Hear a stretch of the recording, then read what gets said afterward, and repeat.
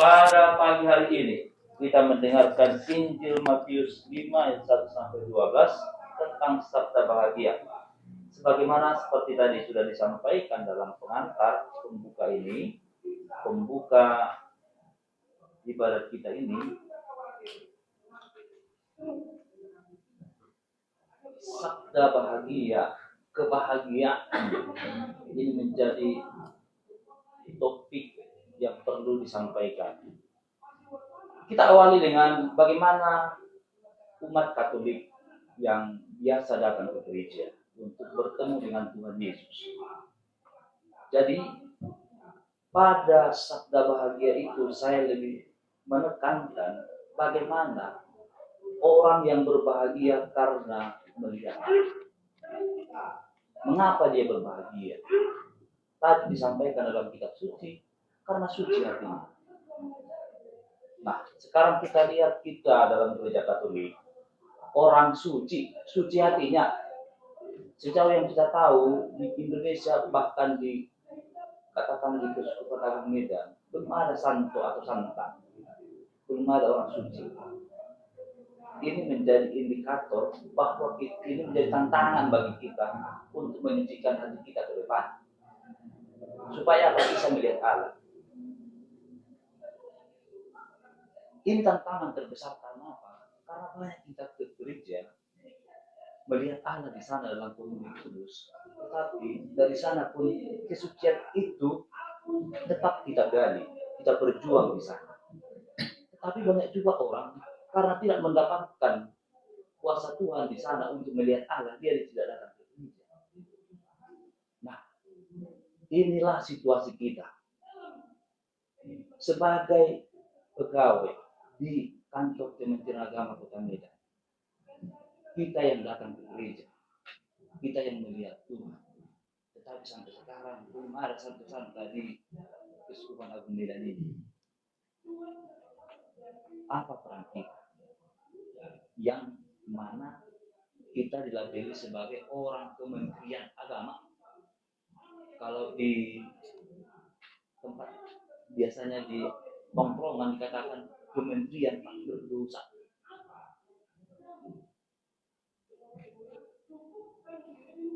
Sekali lagi ini disampaikan dan agak keras memang, karena dalam sabda bahagia pun ketika kebenaran disampaikan itu akan mendapatkan cemoohan, itu akan mendapatkan aniaya, atau mungkin sesudah kita bubar dari sini, ini bapak yang ngomong ini pasti akan dibicarakan, itu pasti. Tetapi itulah yang harus disampaikan, seperti Yesus menyampaikan sabda ini kepada orang banyak. Atau ditanya lagi kita sebagai orang abdi negara, sudah berapa penganiayaan kepada kita untuk menyuarakan suara-suara kenabian? Sudah pernah kita dipenjara karena menyampaikan suara-suara kenabian? Terutama untuk sistem-sistem yang mungkin perlu dikritisi. Inilah Bapak dan Ibu yang menjadi permenungan kita ke depan. Bahwa ketika kita yang sering datang ke gereja untuk menemui Tuhan, tetapi kesucian pun tak dapat kita peroleh dari sana.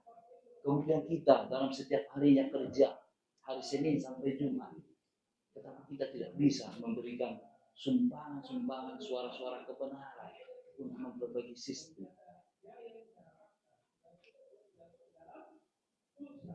Apakah saya bisa? Saya tidak bisa. Apakah Anda bisa? Mungkin bisa. Tetapi ada juga di antara kita yang tidak bisa. Tetapi ini perlu disuarakan Bapak Ibu. Karena itulah pada akhirnya kita sampai pada sebuah kebahagiaan.